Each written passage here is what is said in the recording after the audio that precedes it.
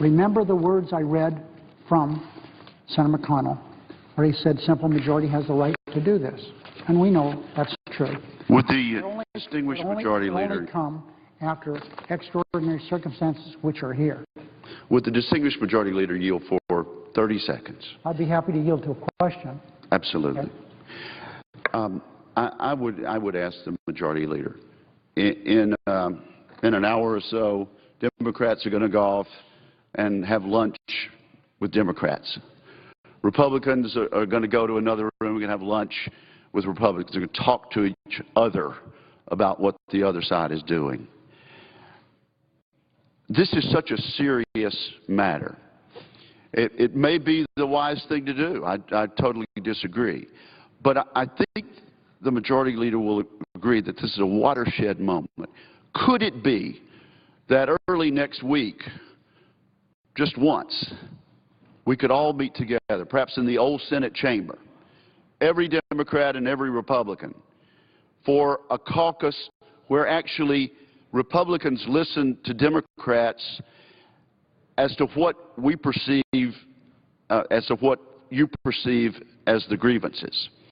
And rank-and-file Democrats listen to our side of it. People are often classified briefings right now, and I've exceeded my 30 seconds, I understand. People are in committee meetings. People are doing the work of the Senate, whether the public realizes it or not. We are not listening to each other as rank-and-file members, and I would just implore the leadership of this body. Next Tuesday, let's clear the old Senate chamber and get every Republican and every Democrat that wants to in there and actually quit talking past each other and see if there is a way for us to avoid this pivotal watershed moment in the history of the Senate. I appreciate the remarks of my son from Mississippi, my friend from Mississippi. I'm going to start the process today. We're going to file cloture on a bunch of nominations, and those votes will occur next week when we schedule them. And I would be happy to see if there's a way I can meet with a few senators. I've already done that, met with a few Republican senators, and I'll be happy to see if there's a way of getting us together. We had a nice caucus together not long ago, led by Senator McCain, which was really memorable. But I'm listening to what I'm saying. But I say to my friend, if you're so concerned, and I know you are, about the process, I think you need to take a look at where you are. Cordray.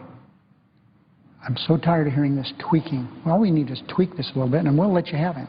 Remember, the tweak, I repeat, I say to my friend, is to take away his ability to exist. That's not a tweak. That's further obstruction and distraction from what a law that we have in this land was meant to do. The NLRB, all the happy talk I hear here, and I don't say that to disparage anyone, said, well, you know, we'll be happy to help you with that, but get rid of the two people that are, no one questions their qualifications. And I'm happy to hear my friend here suddenly so enthused with that court decision. Court decisions doesn't stop us from doing anything. The court decision is something that says that, of course it says we can do whatever we want to do. We're a legislative branch of government. We don't have to follow what the Supreme Court does in those instances. So anyway, without going into any more dialogue, I appreciate what my friend says. I think what you need to do with your caucus, you're going to have one today, is take a look at NLRB. There's 5 of them. We have no problem with the 2 Republicans. Let's get that done. Let's get Cordray done.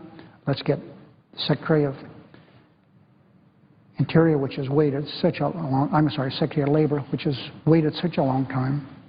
And we do the Secretary of EPA. Now, I say to my friend, I don't know why your caucus has such heartburn over things dealing with labor. My friend says that, I don't know exactly how this left-wing big labor bosses. We have a Secretary of Labor that's being held up. We have 3 NLRB people being held up. Let's try to work our way through that. I would be happy to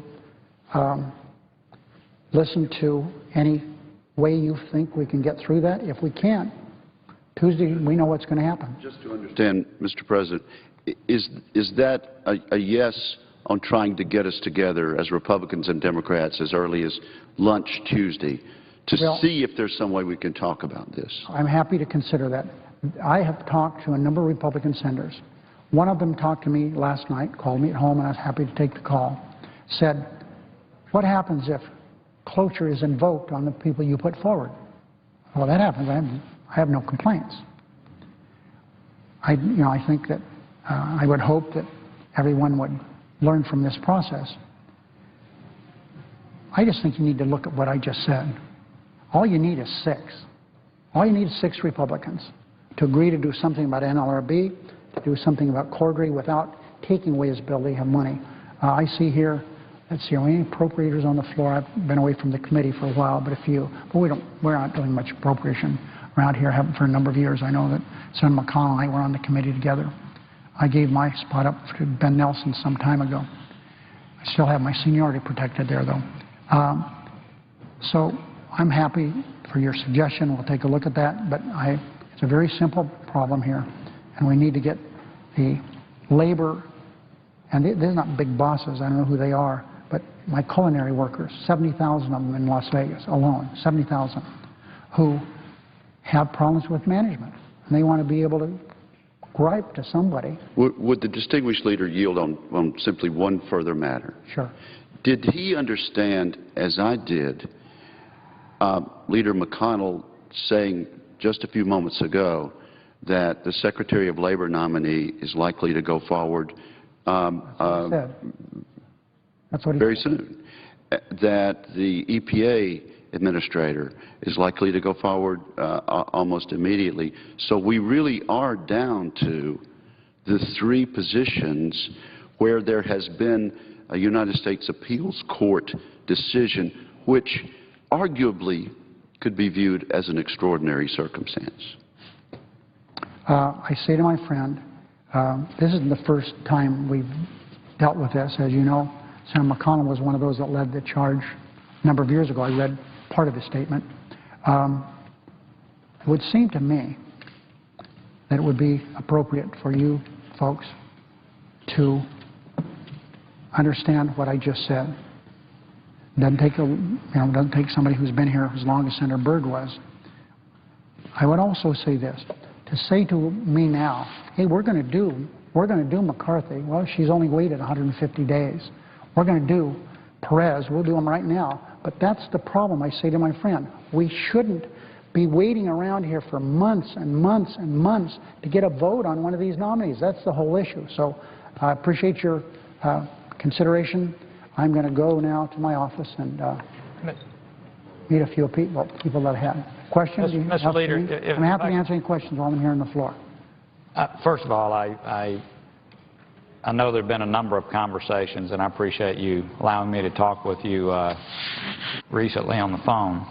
And I know we have an issue here. I would just go back to the senator from Mississippi's question. Last night, I was on the phone with numbers of members of high esteem in your caucus. And when I would talk to them about this issue, they have no understanding whatsoever about any background. They just say, look, I'm frustrated, and so I'm going to vote for the nuclear option. And I just would say to respond to the senator from Mississippi that you're right. So you have some things that are coming up here momentarily. It's possible that many of them, maybe all, but many of them will be resolved. But it seems to me, unless we do the thing that the distinguished senator from Mississippi just mentioned, there's going to be a continual gap of knowledge regarding these issues. So I would just say to you, I think you know that I do everything I can. The senior senator from Tennessee does everything he can to try to make this place work. We want to solve our nation's problems. I think if you'll put the actual votes off to at least Wednesday, there may be some resolve. But I really would please ask that we have that opportunity that the senator asked for, so that really both people, we need to understand your grievances more. And I know that members on your side that are very respected, all of them are probably, need to understand ours. I think that would be very, very helpful, and I really believe, Mr. Leader, it would cause your leadership to be far more productive and worthwhile, and you'd come in every morning smiling like you are right now. Mr. President, to my friend from Tennessee, from the day he got here, he's tried to follow the mold set by Lamar Alexander. They are both conciliators. They like to work things out. We haven't been able to work too many things out, but they try. No one tries harder than they do. I just want to say this. We talk about extreme circumstances. You know, that was the colloquy that my friend and I had here on the floor. So now to say the NLRB is extreme circumstances, this is like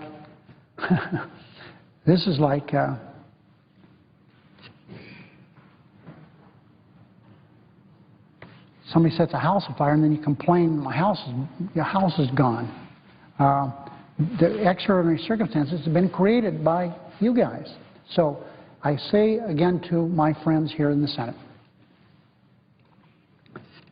I would be happy to do a joint meeting of the two caucuses, but not to come there and just throw a lot of numbers around. The point is, everybody, I want this resolved.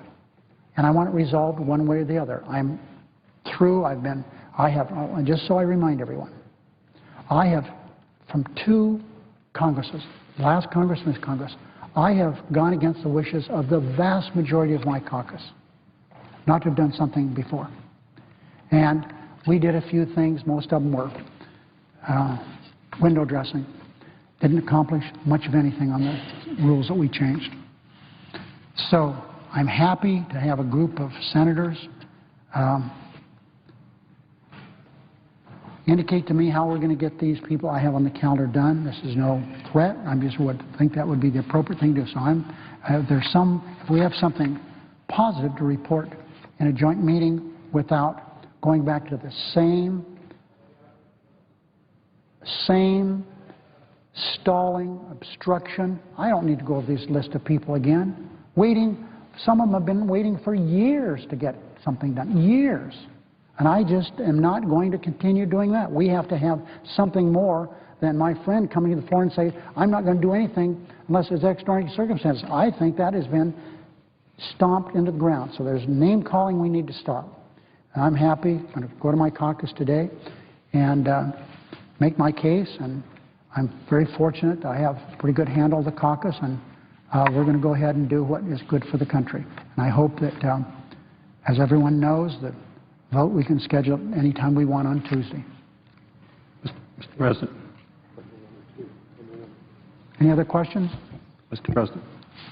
Under the previous order, the leadership time is reserved. Under the previous order, the time until 12:30 p.m. will be equally divided and controlled between the two leaders or their designees, with senators permitted to speak for up to 10 minutes each, with the Republicans controlling the first 30 minutes and the majority controlling the second 30 minutes. Mitch, we're on leave now.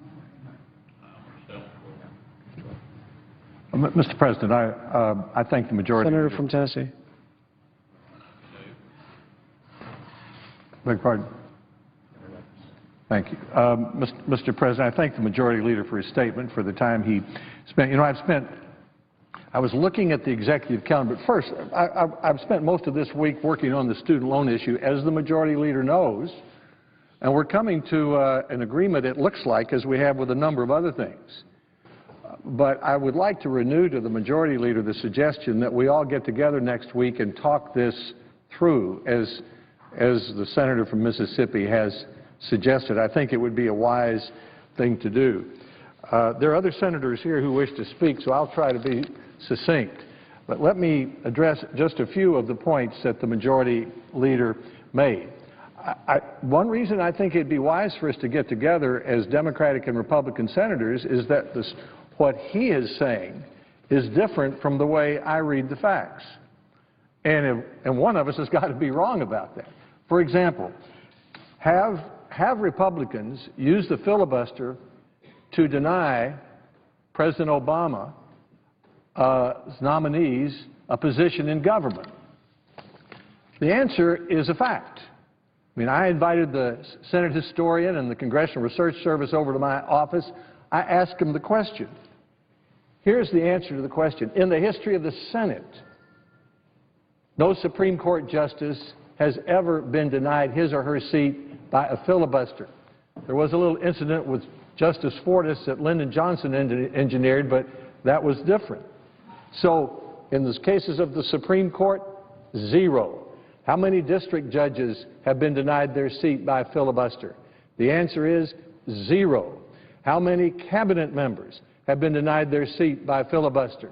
The answer, according to the Senate historian and the Congressional Research Service, is zero. How many circuit judges have been denied their seat by a filibuster? The answer is 7. And how did that happen? Democrats, for the first time in history, when President George W. Bush came in, blocked 5. And we said, well, if you're going to change the rules, then we'll change the rules, so we blocked 2. That's what happens around here. But other than that, it's 0. And then the majority leader said that there's been some big delay about President Obama's nominees. These aren't throwing statistic around. That's either true or it's not true. Here's what the Washington Post says and the Congressional Research Service says. The Washington Post by Al Kamen, March 18, 2013, President Obama's second-term cabinet members are going through the Senate at a rate that beats the averages of the last 3 administrations with second terms. President Obama is being better treated in terms of his cabinet nominees than the last 3 presidents. I asked the Congressional Research Service the same question. They said, as of June 27th, last month, his nominees were still, on average, moving from announcement to confirmation faster than those of President George W. Bush, faster than President Clinton. Someone in the Democratic caucus needs to hear this. The number of people who've been denied a seat by filibuster is 0. President Obama's cabinet nominees are moving through the Senate faster than his last 3 predecessors. That's important information. Now, are there a lot of nominees sitting around for too long a period of time? I have the thing we call the executive calendar right here. Senator McConnell referred to it. I could go through it quickly. I count 24 people on the calendar. The one who's been on there the longest was reported by committee on February 26th of this year. That's 4 months ago, Mr. President. Now, let's be very elementary about this. The only way you get on this calendar is to be reported out of committee. The only way you get out of committee is for the Democratic majority to vote you onto this calendar. So we can fill this calendar up anytime the Democratic committee majority wants to. And of the people here, there's a brigadier general named Long. The committee has asked that we hold that. There is Jacob Lew to the International Monetary Fund. Bring him up. Bring him up. He'll be confirmed. Let's go back to that. The only way you get a name to the floor is if the majority leader brings his name to the floor. Jacob Lew's been there since April 16th. Bring him up.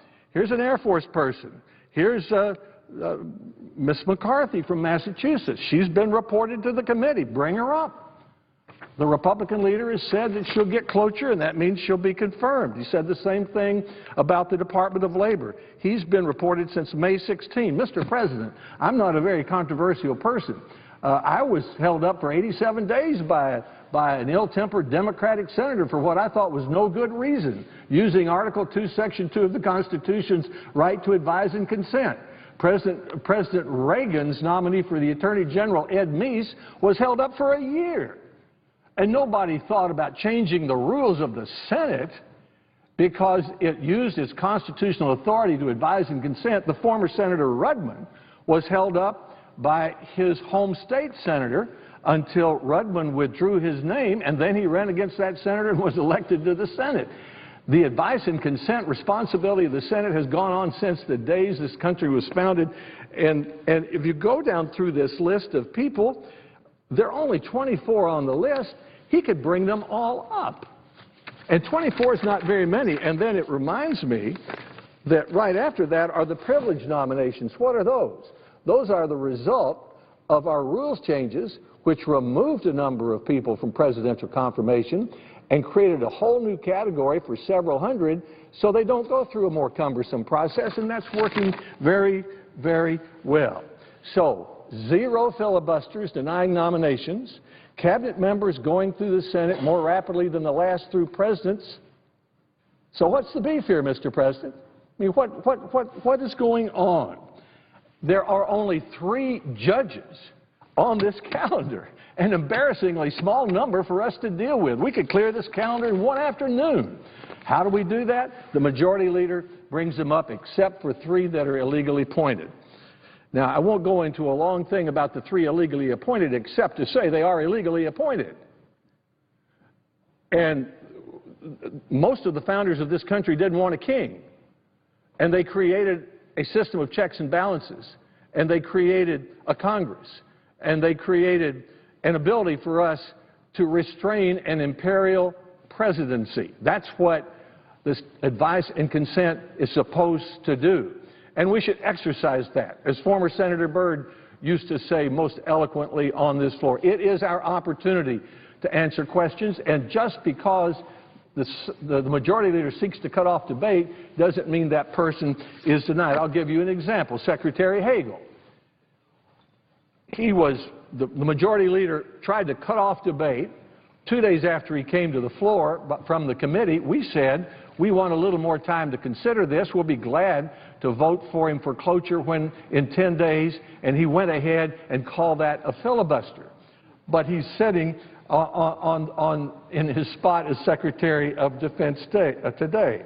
So you can go down through all of these nominations and really find no evidence whatsoever. So we need a meeting of the 2 caucuses to say, what's going on here?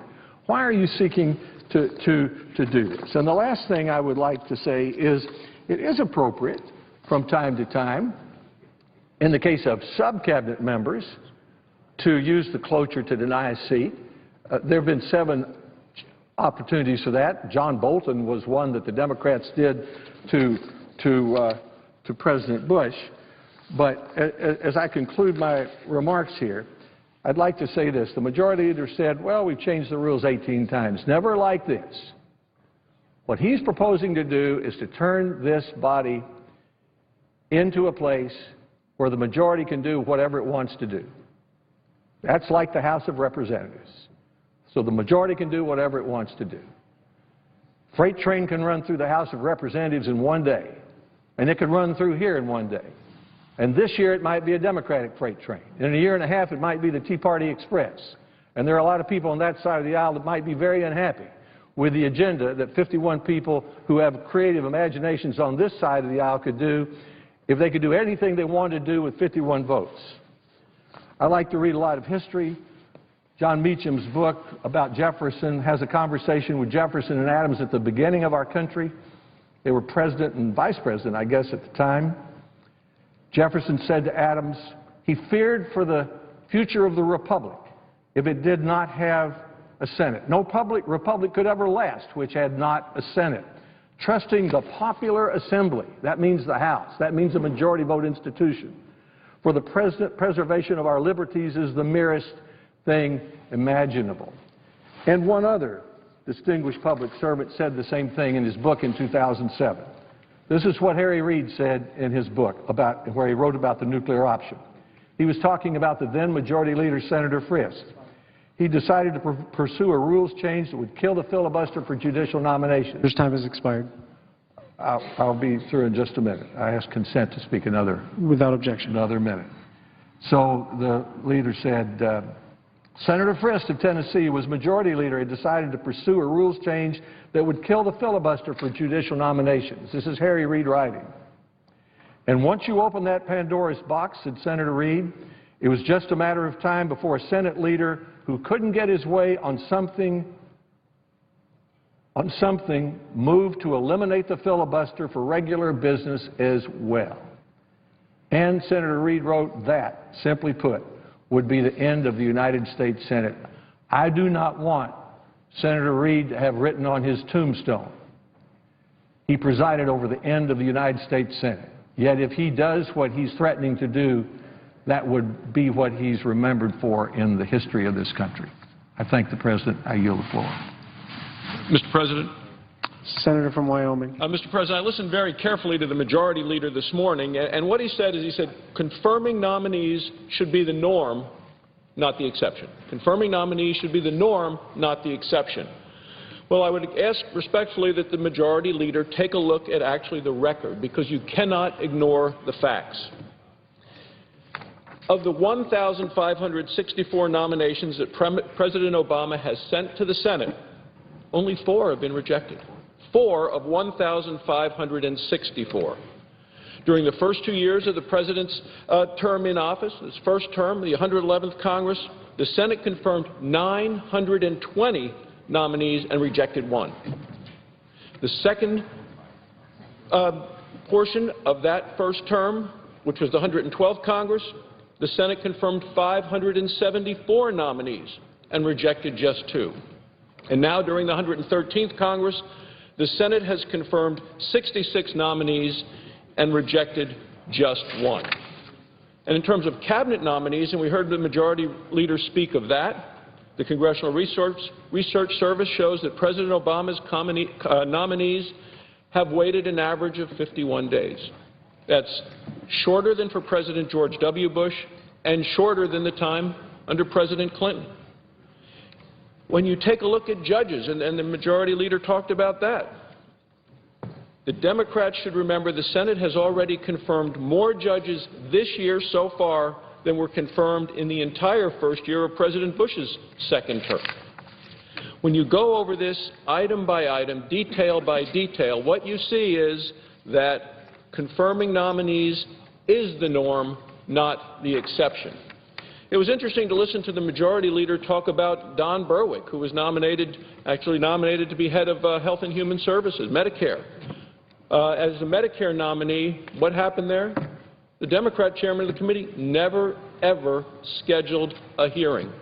The Democrats were in charge of that nominee. The President made a recess appointment. There was never even a nomination hearing. You know, we go through the years and look at the quotes, and here's Senator Reid in 2005. Some in this chamber want to throw out 214 years of Senate history in the quest for absolute power. He said they think they're wiser than our founding fathers. Senator Reid said, I doubt that's true. And I think that we should all follow that advice. We're not wiser than the founding fathers. It is not time to throw out the rules. And then even as Majority Leader in 2009, Senator Reid said, the nuclear option was the most important issue, he said, I've ever worked on in my entire career, he said, because if it had gone forward, it would have destroyed the Senate as we know it. So there's not a problem with President Obama's nominees being treated fairly and being treated in a timely fashion. There's not a problem of his nominees in terms of not being confirmed. 1,560 confirmed, 4 rejected. Senate Democrats should remember their prior commitments and abandon this plan before irreparably damaging the United States Senate. Thank you, Mr. President. I yield the floor.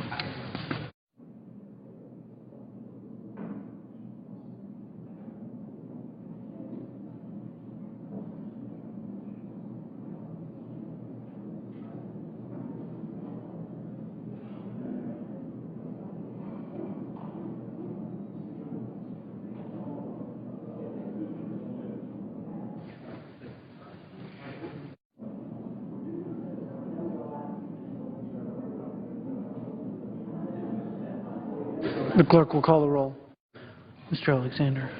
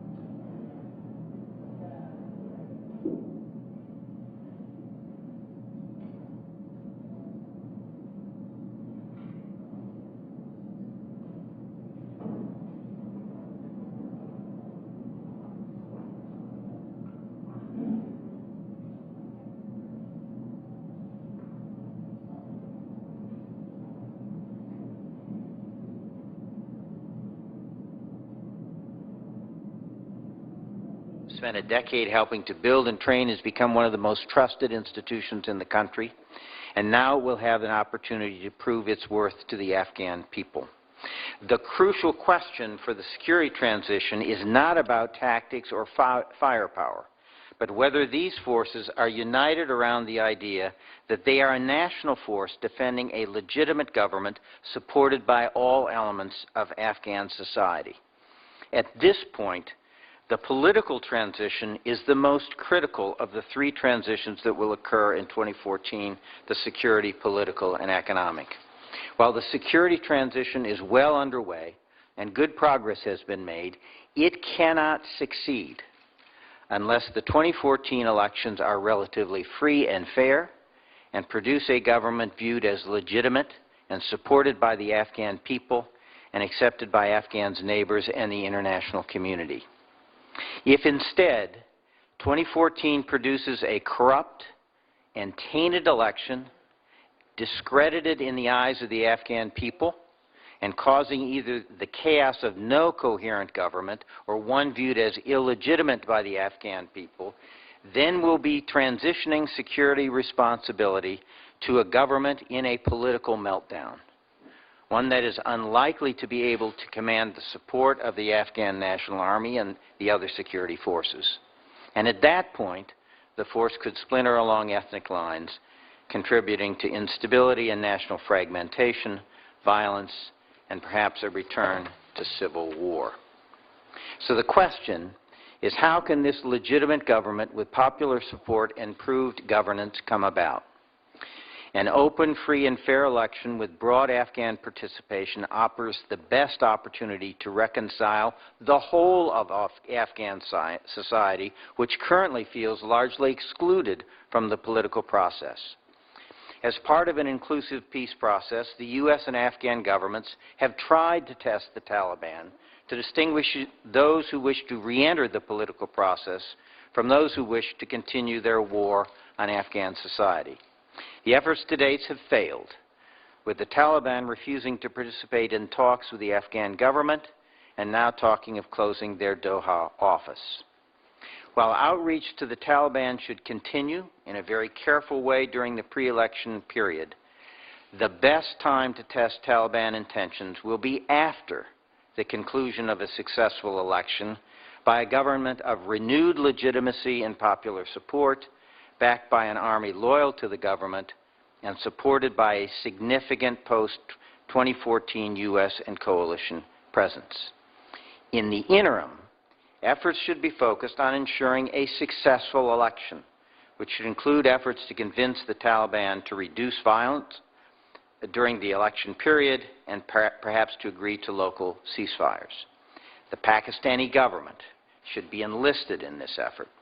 There should also be a robust communication plan by primarily Afghan voices to make clear that those who seek to derail the elections through fraud or violence are the true enemies of a peaceful and prosperous future for the Afghan people. Ultimately, the best prospect for achieving a stable Afghanistan will be a peaceful transition to a new government based on a free and fair presidential election in 2014 that is credible and produces an outcome that is acceptable by the Afghan people. This outcome must be the U.S. government's top priority in Afghanistan for the coming year. Thank you very much. Thank you. Ms. Chase. We're going to go in the order we were sitting. Thank you very much, Chairman Menendez. Mr. Kaine, thank you very much for this opportunity to discuss conditions in Afghanistan and the implications for U.S. policy. Just to remind you of my dual perspective, about 8 years in downtown Kandahar and then serving for 2 COM ISAFs and the Chairman of the Joint Chiefs. Of course, judgments are my own. They got used to that, most of them. 3 topics dominate Afghanistan debate: the security situation, and related to that, the size of a residual U.S. force, the 2014 election, and, though it hasn't really been apparent here today, negotiations with the Taliban. In each case, I think eyes are fixed on the formal process, while the real meaning lies beneath that surface. What's missing is a political strategy within which the formalities might add up to something. At this point, I think that strategy must include a more broad-based reconciliation process that could set the stage for credible elections and a new approach to Pakistan. On elections, I'd really just like to second everything that you, Mr. Chairman, said and Ranking Member Corker. Sadly, what really matters in Afghan elections today is not votes, the ability to mobilize them, but who controls the process. So last weekend, the head of the Election Commission declared that parliamentary debate on the legislation mentioned by Ambassador Dobbins has dragged on for too long, and Karzai will just be enacting regulations by decree. That's a really big issue. Also, as I've mentioned here previously, U.S. payments to the key political actor also matter. Here's my recommendation. If the U.S. government, and it's going to echo a lot of what's been said here today, if the U.S. government is going to lend the moral authority of this country to the 2014 election, then words like credible have to mean something. U.S. support for the vote must be contingent on some standards. For example, an empowered elections commission whose members are not appointed by the president. If Mr. Karzai wants to run an election he can control, okay, but not on the U.S. dime and not on the democratic reputation of the United States. And I'm not sure that another ambassador in Kabul really would change these dynamics necessarily. It didn't in 2009. On security, again, a lot of talk has been devoted to the Afghan National Security Forces' tactical capabilities. There have been real improvements, though, as mentioned, the ANSF casualty rate has spiked over any previous record. According to ISAF officials, at more than 40 casualties per 10,000 service members per month, which would be approximately a total of 1,200 killed and wounded per month, higher than today's Washington Post puts it. But the technical skills of Afghan soldiers are really beside the point. To echo Mr. Hadley, an army, in different words, an army, the best army, it's only a tool in the hands of a government. You can exercise it, take the arm to the gym and do exercises, lift some weights, but if the body to which that arm is attached is non-viable, then it's not going to be able to defend much. That's the substance that keeps getting missed. On that and security in general, measures lack. ISAF stopped reporting violent statistics in March. They were disputable anyway, those statistics. So we're left with anecdotes. Madrasa students in Pakistan are being sent into the fight in large numbers this year.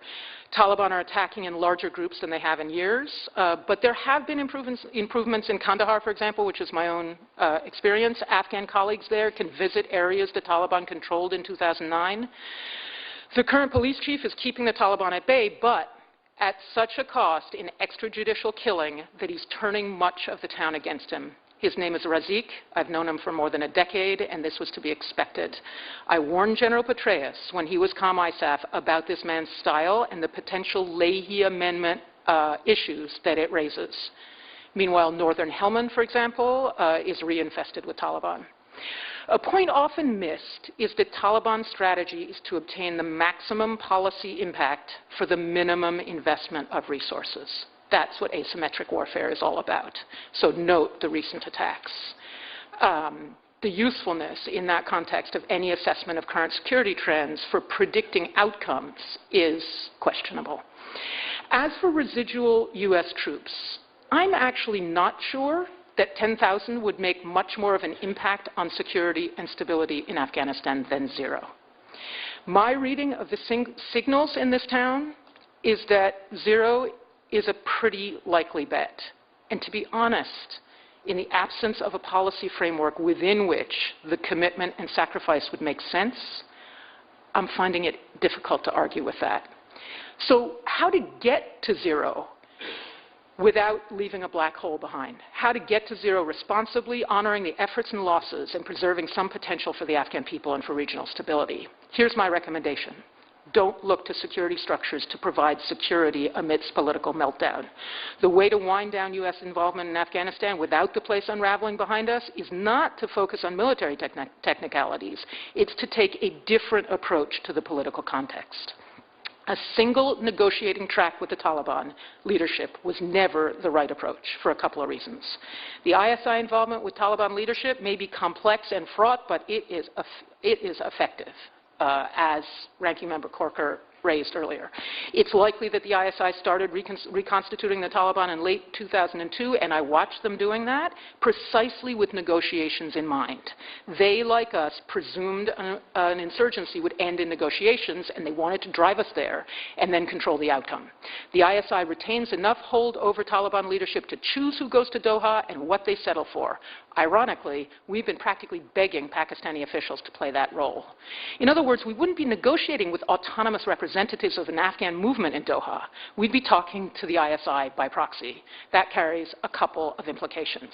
It means we're effectively rewarding Pakistan for the deliberate use of violent proxies as an instrument of national policy.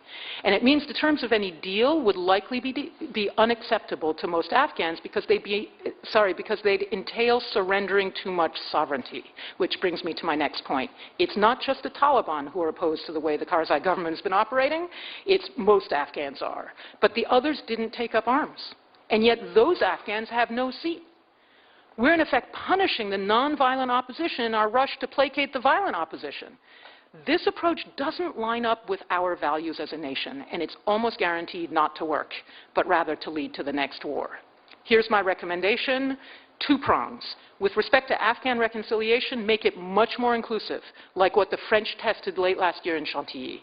Involve all the major constituencies, including the Taliban and members of the Karzai government.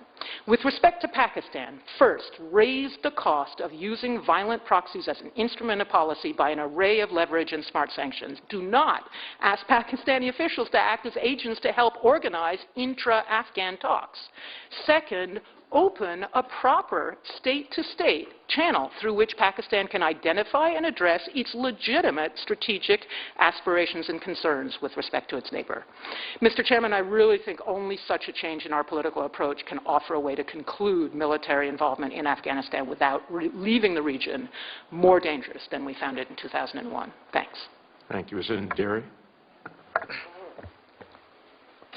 Chairman Menendez, Senator Kaine, thank you very much for the opportunity to speak before this committee at a very critical time of our history in Afghanistan.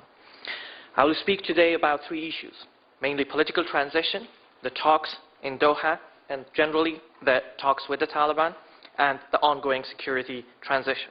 I will also outline what is rarely reported in the media.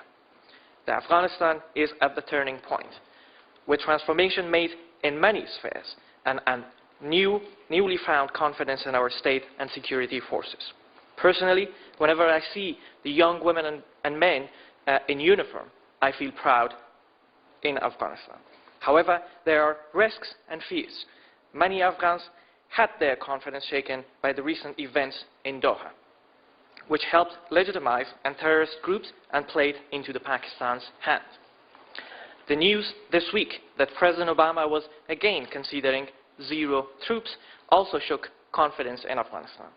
We understand your frustration, but respected Senator, your real partners in Afghanistan are the Afghan people, not our current officials alone.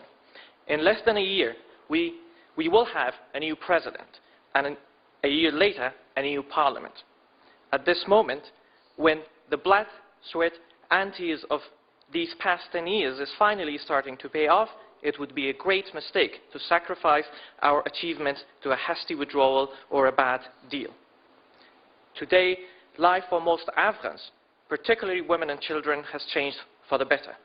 Democratic freedoms, women's rights, and the media represent some of the greatest achievements of the past 10 years of international engagement. We have got 8 million children. Hold back. Without objection. Thank you. I also ask unanimous consent that my intern, Chris Rigg, be allowed the privileges of the floor for the balance of the day. Without objection. Thank you, Mr. President.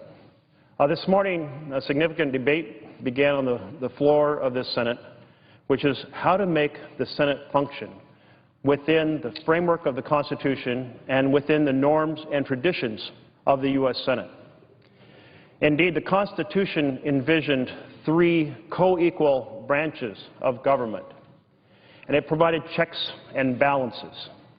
And one of those was that when the President nominates individuals for executive branch positions, Congress could serve as a check. Specifically, the Senate was given that power to review the qualifications, make sure that there was not something outrageous about the nomination, as a check on the executive. And that principle was embedded as a simple majority review. Indeed, in the Constitution, it's in the same paragraph that lays out a supermajority standard for treaties, but retains a simple majority standard for reviewing executive branch nominations. The Senate, in recent times, has started, however, to use the privilege of having your say, that is, that everyone should be heard before a decision is made, as a way to change that fundamental principle in the Constitution from a simple majority to a supermajority.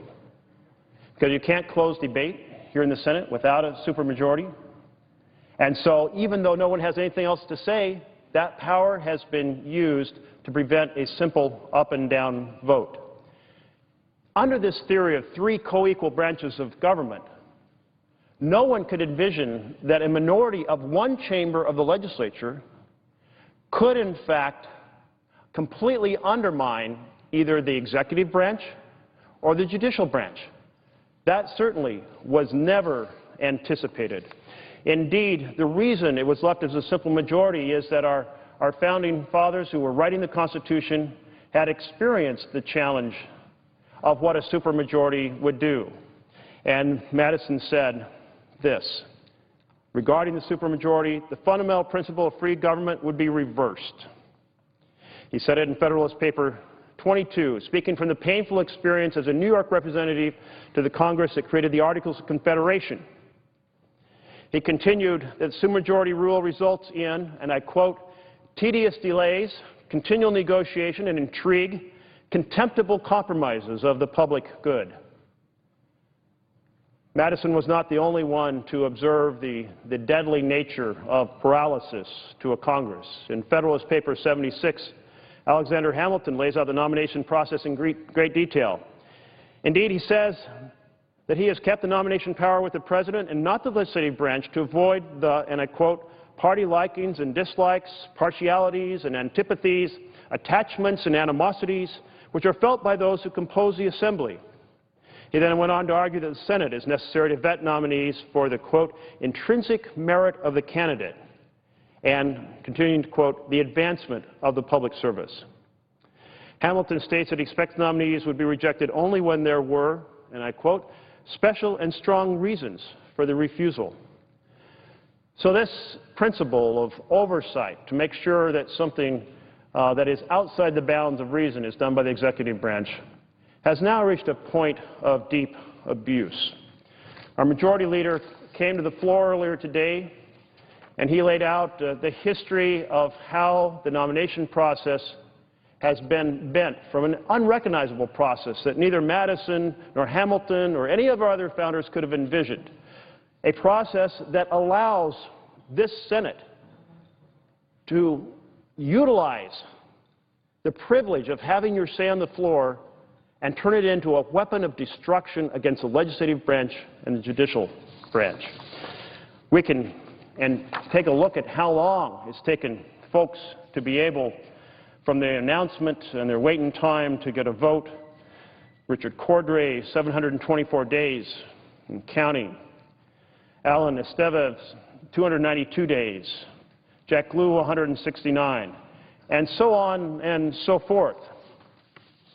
So the traditional norm of the Senate, a timely up and down vote with rare exceptions, is certainly missing today. The executive branch is headed by the President, who was elected by the citizens of the United States. In this case, President Obama was not elected once, he was elected twice. He was elected with a vision. And people expect, citizens expect, that the President will operate the presidency consistent with implementing that vision and carry out the responsibilities of an executive branch. That cannot be done if the folks necessary to lead different agencies or sit on different boards cannot get through the nomination process in this Senate. So for those who are passionate about believing in the vision that we have, the constitutional vision, the balance of powers, the co-equal branches of government, we must act to remedy the deep abuses we are experiencing today. Let me first emphasize the extensive delays. Executive nominees who are ready to be confirmed by the Senate have been pending an average of 258 days, the better balance of a complete year, more than 8 months since they were first nominated.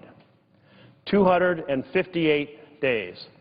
That hardly meets the norm or the tradition of the Senate of timely consideration. This has been a prime cause of the difficulty filling executive branch slots.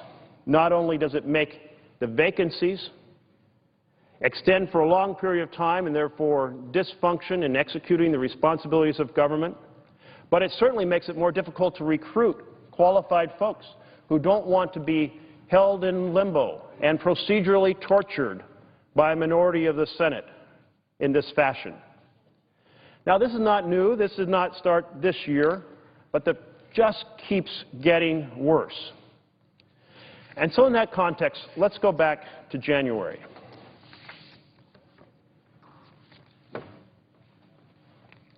In January, there were a series of bipartisan modest changes in the rules, and they were accompanied by a promise of comity. That's C-O-M-I-T-Y, comity.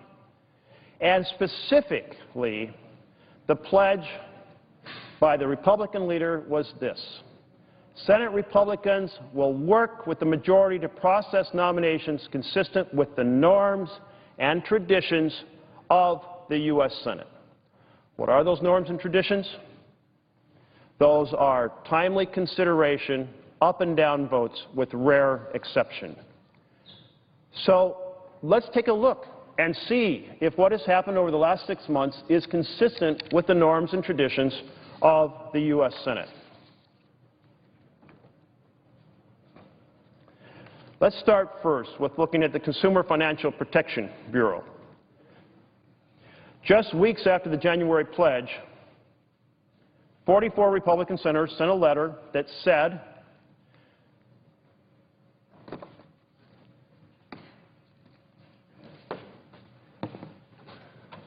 quote, "We will not support the consideration of any nominee, regardless of party affiliation, to be the CFPB director." February 1st, 2013, just days after the Republican leader pledged a return to the norms and traditions of the U.S. Senate.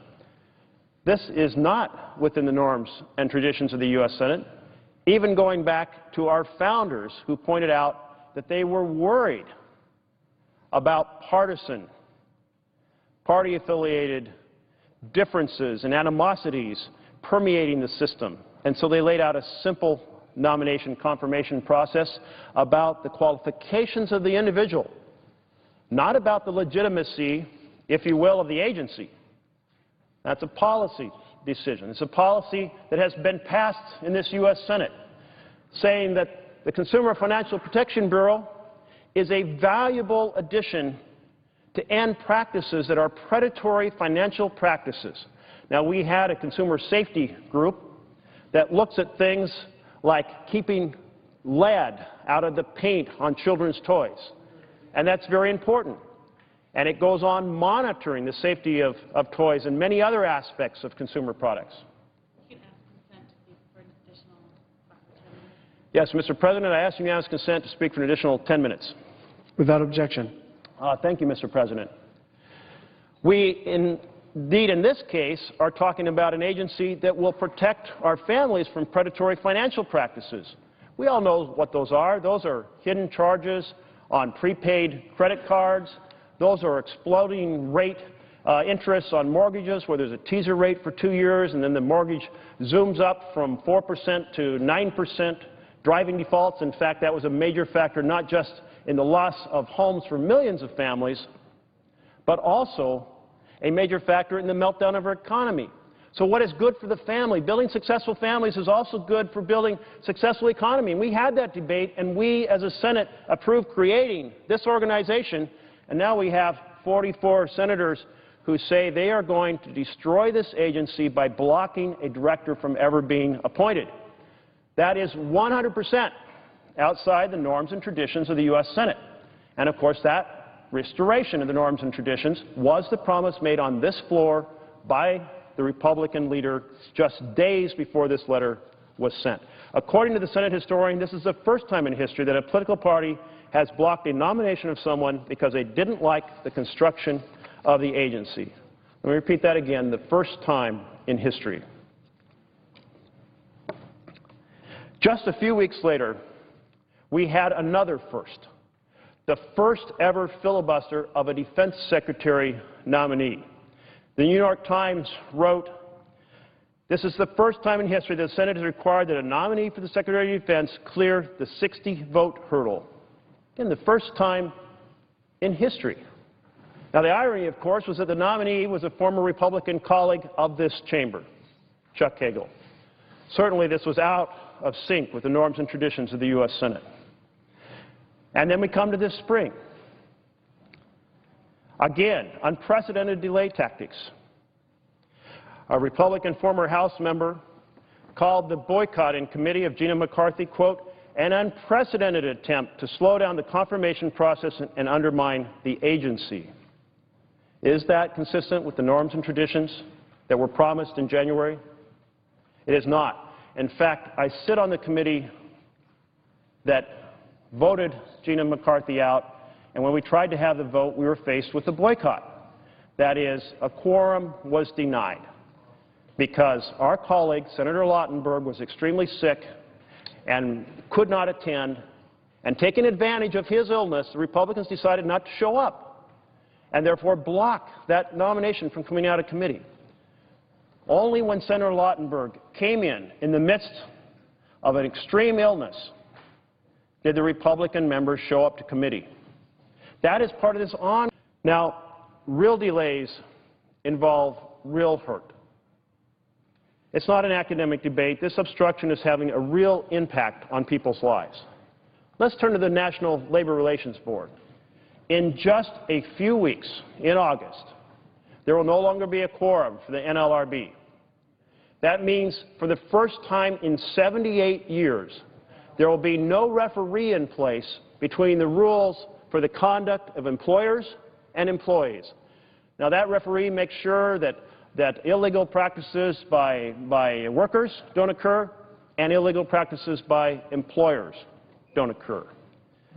We lose that referee in a few weeks, and that, as members of this Senate chamber have expressed, is their goal.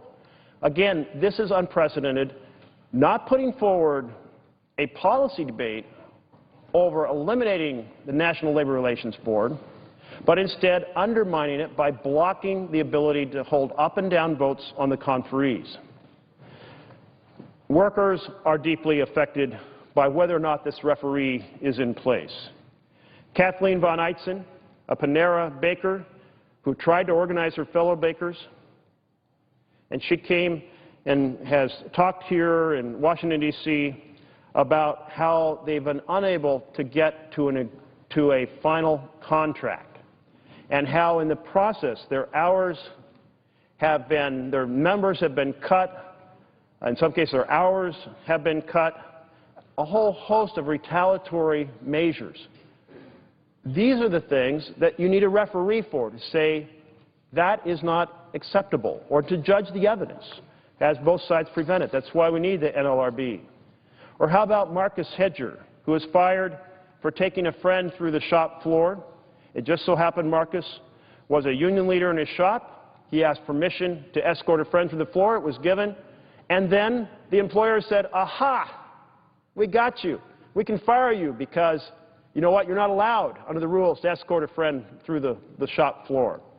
Now, the NLRB ruled quickly and said this was an extraordinary flimsy pretext for firing someone because they happened to be a shop steward during a labor negotiation. Now, the company was trying to send a message. They're trying to say, if you support workers organizing to fight for living wages, you may get fired. And here we've just set an example. Well, it's the NLRB that is the referee that says those sorts of unacceptable tactics will not occur. Now, back to the Consumer Financial Protection Bureau, it's refunded Americans $425 million by savings, by getting rid of credit card tricks and traps. I think it's important that we fight for the success of our families. These are family values. We should not measure the success of our nation by the size of the gross domestic product. We should measure it by the success of our families. And eliminating predatory tactics is an incredibly important piece of that puzzle that touches millions. So what we've seen is this: the pledge placed on this floor by our Republican leader in January, this pledge that said we would return to the norms and traditions of the U.S. Senate for nominations, has not occurred. My Republican leader may have indeed have had every goodwill in laying out that pledge, but it requires the cooperation of the entire caucus. That certainly has not occurred. And we haven't really heard a strong effort, if you will, to abide by that pledge from January. So it is time to restore the norms and traditions of the Senate, where the Senate provides a check on outrageous nominations, but it is a check, not a form of paralysis. It is advise and consent. It is not, if you will, paralyze or veto. So, for those who love democracy, it has been sad to see this chamber, once considered the premier deliberative body in the world, fall into such a stage of paralysis and dysfunction. It's up to us as members of this body to come forward and say, that is absolutely unacceptable. And that is the debate that was started today. I applaud the majority leader who, in January 2011, strived to resolve this dysfunction through a gentleman's agreement. And within weeks, that gentleman's agreement was in tatters. I applaud the majority leader for his instinct in January, where he sought modest bipartisan rule changes with a promise of comity and a pledge from the Republican leader to return to the customs and traditions of the U.S. Senate. His instinct was right. We should be able to accomplish these things by restoring the social contract. The leader, Harry Reid, has gone the extra mile and then the extra mile in seeking to adopt the social contract that held this body together.